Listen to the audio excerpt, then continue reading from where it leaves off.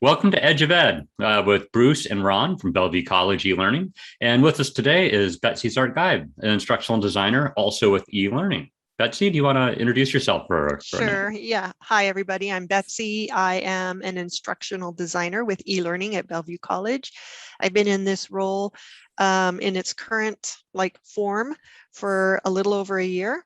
And I specialize in thinking about how to make content accessible, online content accessible, as well as how to bridge the sort of pedagogical needs. I can never say that correctly, but how to use design to make sure that your instruction is doing what you want it to do. Thanks, Betsy. The area we're going to focus on today really has to do with the nature of video lectures and kind of the history of lectures and why are we using technology to deliver lectures in a traditional way. And we don't have any answers. We don't have any final answers, as Betsy can tell you. But we will be moving through some material here. Also take a look at that topic. So, I was going to give a little history here about how we got into this topic. And for me, I think we got started around the time that we found out that there was going to be some recording tools in the classrooms because we're moving back to campus now from our COVID shutdown. So I don't know how much will be on campus in the wintertime, maybe a third, a half, something around there is the expectations. And so there's been cameras and microphones put at just about every desk in the classrooms. And so we just found out about that in eLearning. And so that got me thinking, I think our group thinking about how lectures are going to be delivered in the future. So. I thought it was interesting. Ran across this image from the Middle Ages. Actually, it's from the year 1233. So just a little bit under 800 years ago. It shows a classroom, a lecture format. You've got the instructor up on a pedestal talking to a group of students who are sitting in benches in front of him. The front row, you've got really the star pupils, are there listening attentively. As you move back, there's a guy who's asleep. There's a woman who's writing a letter. There's some people talking in the background. And actually, it's maybe my reading into this, but the instructor looks quite upset that people are talking while he's talking.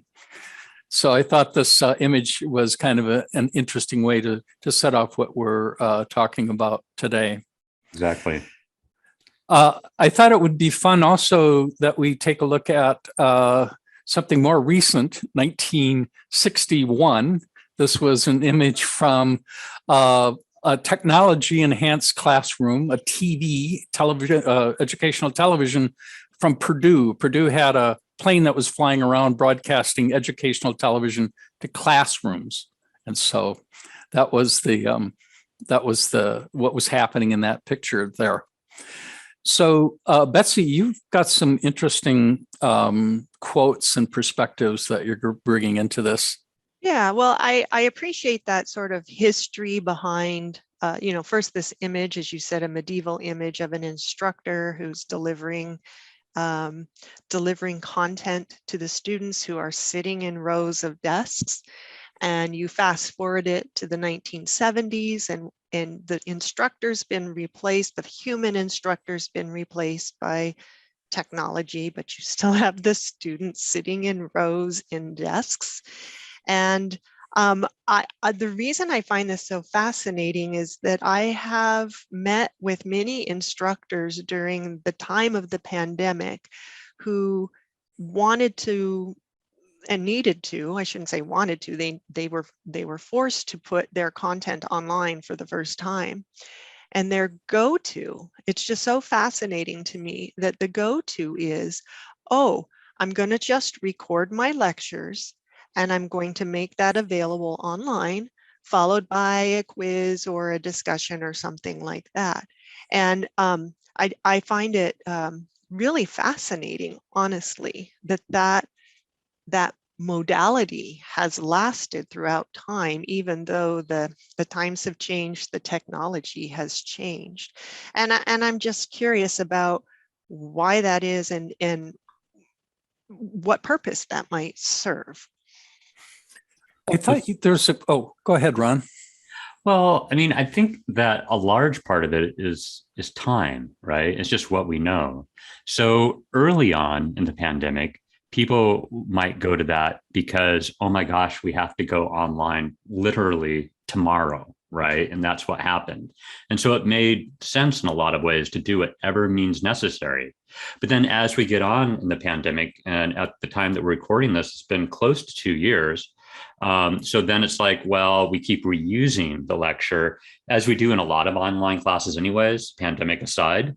But then with the pandemic, it's like, oh, but we're so stressed out or there's no time.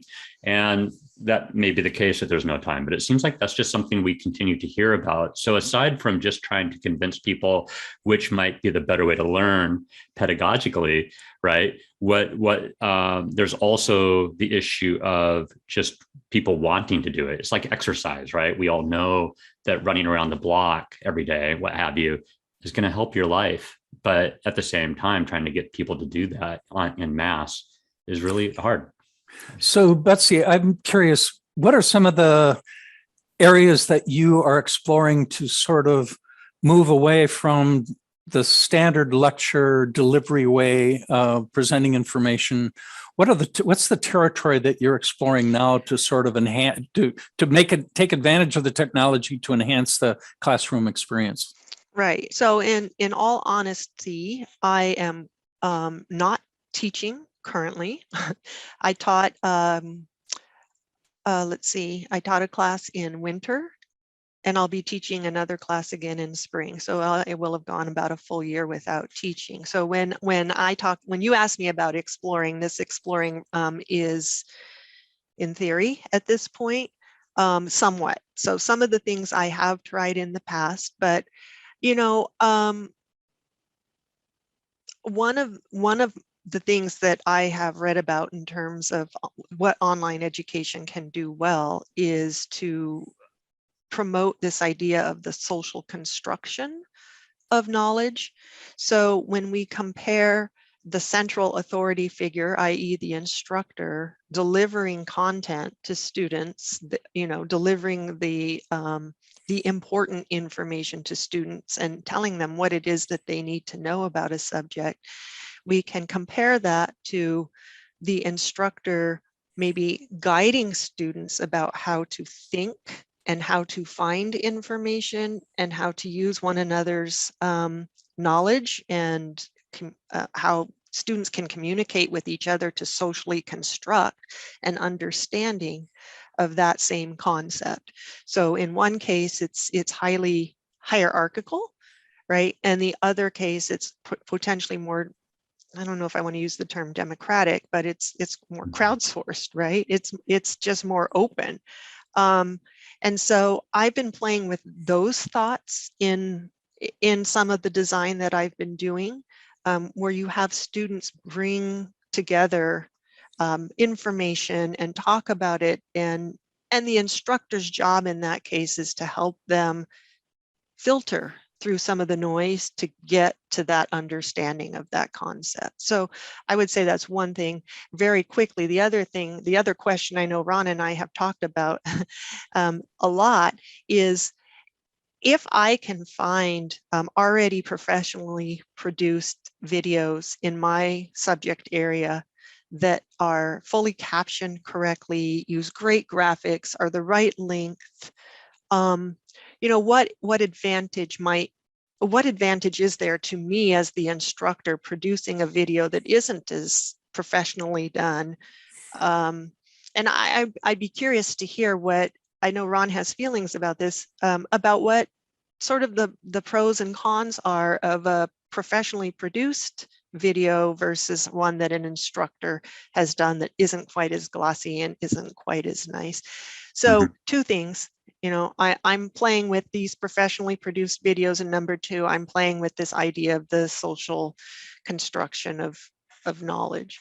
So it sounds like it's like you said, a social construction of knowledge, which involves more student input, but then also saying some of the best material in the discipline that I teach is already out there online. I can be a resource filter or finder for the very best material that pertains to my discipline, correct?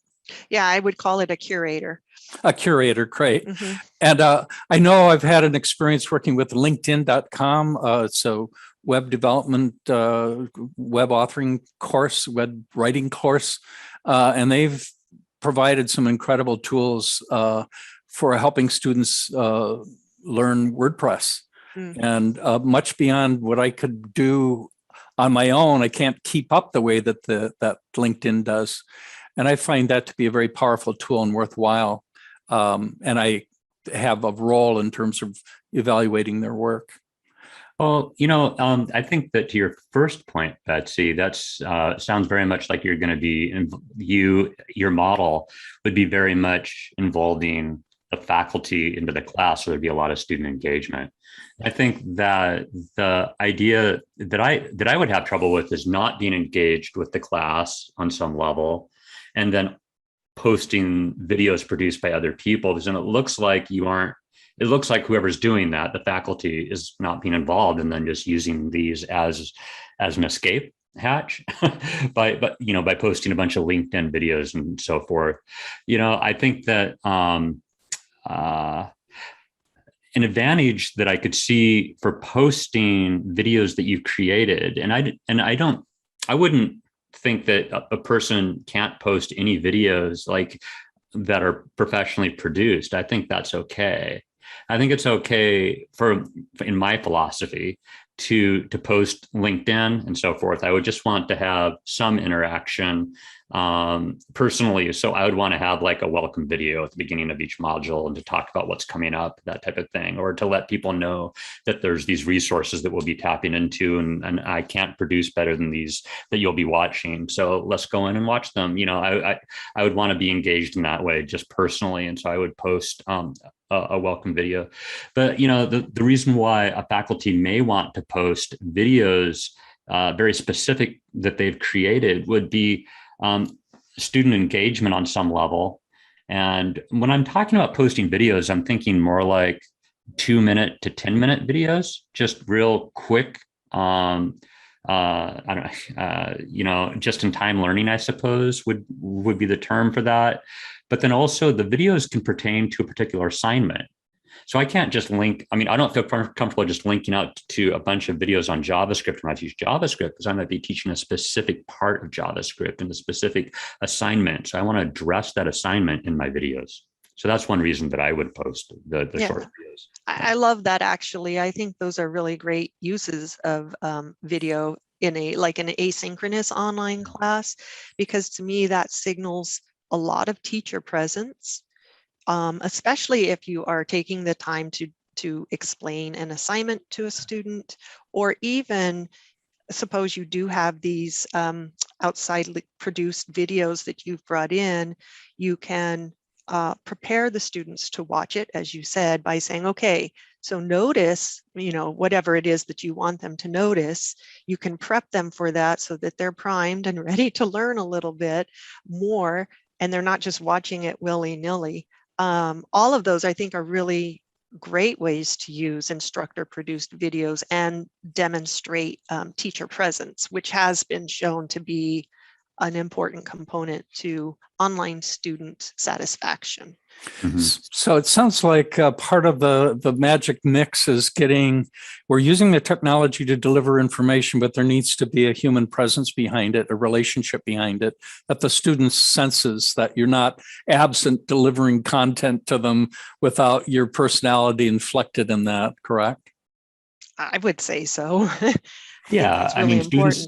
Yeah, I mean, students are paying for something and they expect to get something out of it. And also, I think I mentioned this to you, Betsy, earlier about how I have a tendency to be a pleaser personality, in that if I take a class from a faculty, I want to know that faculty because I want to create stuff so I can win over the praise of that faculty. And I don't think that's terribly uncommon for students to feel like that. And so they want to have a relationship like that with Well, as we take a look at, there's a lot of competition for colleges, including Bellevue College right now, from online courses, and some of them are those massively, massive numbers of people participating in a learning experience together with really very little input from an instructor, but from each other.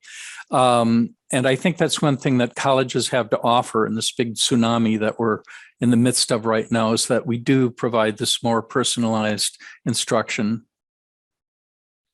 That's interesting to want to veer away from lectures entirely. And so I think that we agree, maybe the three of us agree, that just posting a long hour-long lecture or 45-minute to hour and a half long lecture isn't really going to do the trick. I think there's some exceptions. I recently had been hearing about some art lectures. Bruce, you had talked about some really well done lectures in the art department that we learned about at Professional Development Day. But those are almost more interactive lectures, and not just one person having the whole floor. So. Yeah, getting students involved. And the example was a sculpting class where students were engaged from day one with building ideas in paper, and then photographing them and then posting them. And it was fabulous and great, really great a way to approach material and get students away from just listening to somebody talk. So, right. Yeah. Well, is there anything else that anyone wants to include in our discussion? Because I think we're getting close to a wrap here. Betsy, any concluding remarks? Well, I'm at the point right now where I personally am really trying to figure out how to do interaction and engagement well in a fully asynchronous online course. Outside of our typical, again, lecture, quiz, lecture discussion, reading discussion, right? What are those really super engaging projects that we can have our students working on? How can we get our students to be learners, not just to be, again, fed information? And so this is where my mind is, and I'm questioning, right? Like, I have lots and lots of questions and no answers at this point. So I just appreciate the opportunity to kind of chat with you guys about this, and for us to be exploring videos and what works well with videos, and how to engage our students. Well, we have a lot of territory to explore. We talked about virtual worlds, and we also have these new streaming technologies that are coming on board. And this will be a fun conversation moving forward. Why we're called the edge of ed. We're learning. We're right on the edge of our knowledge ourselves. But Betsy, thanks a lot for coming on today, and I hope you come back lots of times because you've got a wealth of great stuff to talk about. Thanks, guys. Bruce, just one other thought that I had here was that we have there's so much data out there that shows that having more interaction, like Betsy is talking about, works, right? But then it's hard to convince us because of time, but it might be hard to convince faculty about this as well, because they look at their classes and their students, for the most part, are succeeding. So why would they change? Because their students are succeeding, right? And so they might be measuring it on that basis. And so it's a matter of letting them know, well, your students may be succeeding, but a thing I was thinking about recently is that the students are succeeding because they're like in spite of it. In a way, maybe they're just trying to succeed no matter what because they want to learn this, but we could make their life easier. And that's just one thing I've been thinking about as well. So I wanted to throw that in there. And thank you, Betsy, and thank you, Bruce, again. That was great to talk with you. Okay, we'll be Take back. care, you guys. Thanks, Betsy. We'll be back soon, and looking forward to chatting with you in the future too as we develop our technology chops on this side. Thanks for joining us. Bye.